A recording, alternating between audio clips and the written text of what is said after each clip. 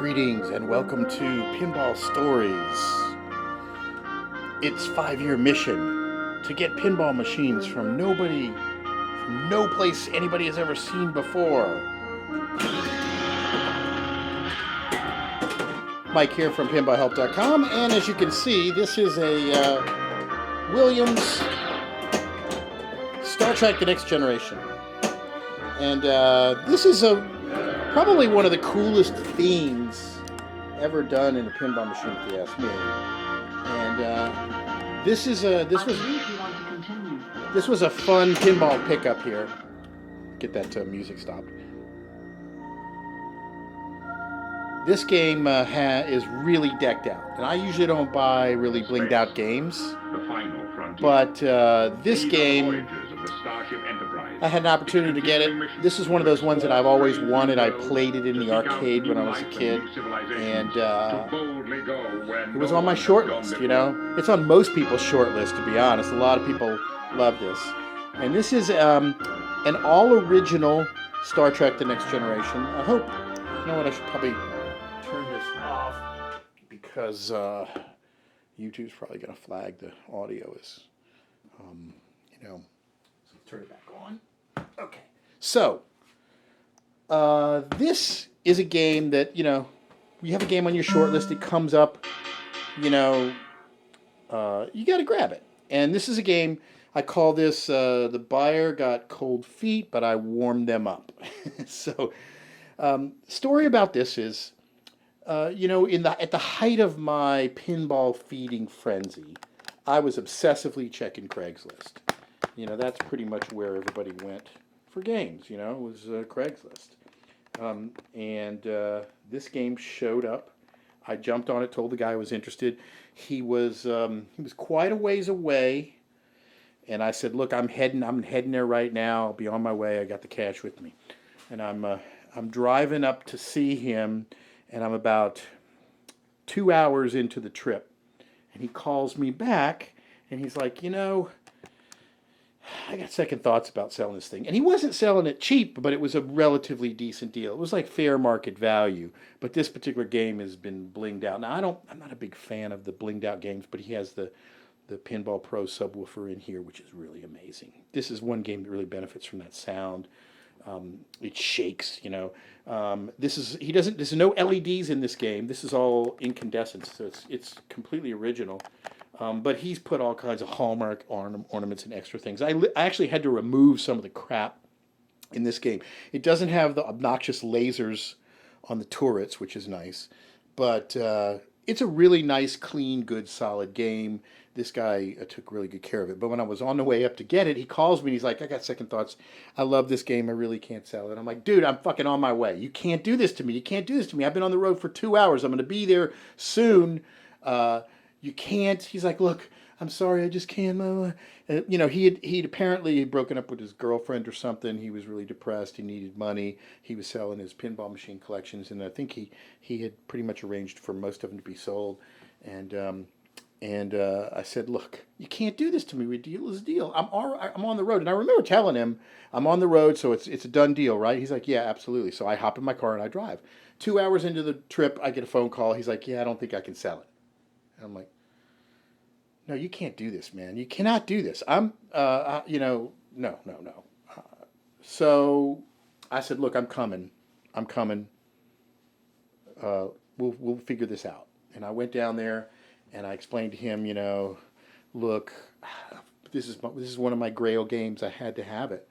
You know, please honor your deal with me." And I looked around, and he had some other pinball parts and stuff like that. And there was an Indiana Jones there too, a Williams Indiana Jones. And I said, "Oh shit, you're selling that too?" He said, "Yeah, but I already got somebody lined up to buy that." I'm like, "Oh, you know, if I'd have called a little bit sooner, I could have gotten the Indiana Jones too." And I think I'm trying to remember what I paid for this thing, but you know, it was I think, I don't know, it was probably around somewhere between 2 and 3 grand, which was a pretty good price. And the Indiana Jones, I think he sold between 3 and 4 grand or something like that. But anyway, I said, look, I'll buy your whole inventory of parts too if you're selling off all your games, and I said, look, I'll tell you what I'll do if I ever decide to get rid of it, I'll call you back and I'll give you first opportunity to buy it. And he's like, okay. And so that's what I did. I walked away with the game. But it was tense there for a moment when I was driving, and he called me and said, "Yeah, look, I can't sell the game," and I'm like, "No!" But and usually I'm not that pushy. If I hadn't been on the road, I'd have accepted it, and I wouldn't have argued with him. But having been on the road for 2 hours and I was almost there, I was like, "No, no, no, you can't do this to me. You can't do this." And so I went, picked up the game, and it's a it's Come, it's a very cool game. Admittedly, it's not my favorite game. I love the theme. I just don't know if I like the gameplay. I think this game is a little slow. None of the modes stack, so there's not a lot of strategy to it. It's a very linear game. You have to grind through things. The video mode where you're doing a shuttlecraft through things is really it's really fun and cool, but it's not randomized. So once you learn the pattern, you can do it in your sleep. So the game kind of is not super challenging, and then these outlanes are way too wide. Even Steve Ritchie admitted that they should have been redesigned because if the ball hits these slingshots, there's a really high probability that you'll lose the ball. So it's a very tactical player's game to do well on it. And it's a wide body, and this is probably a game that didn't need to be a wide body. There's not that much going on in this to warrant it being a wide body. The two turret mechanisms are very cool and gimmicky, but probably way more expensive than worth the tiny amount of extra gameplay that you get out of them. So this is probably one of these games where the bill of materials was pretty high, and it didn't give you a whole lot of good playability. But I'm sure this thing did super well on location because of the theme. I mean, Star Trek: The Next Generation. It's iconic. If you love Star Trek, especially Star Trek: The Next Generation, then this is a very well done game, and I really I love it. It's a great game. Not my favorite playing game, but it's really cool. And so I'm glad I got it. I would probably LED it out, but there is something kind of special about it being completely original with the LEDs. But it really could benefit from it. This is a game I might actually put some more money into blinging out more with like a color DMD. Um, just because it's in such nice shape. The cabinet is really perfect and everything like that. And I've had it for quite a long time. And came close to not even getting it.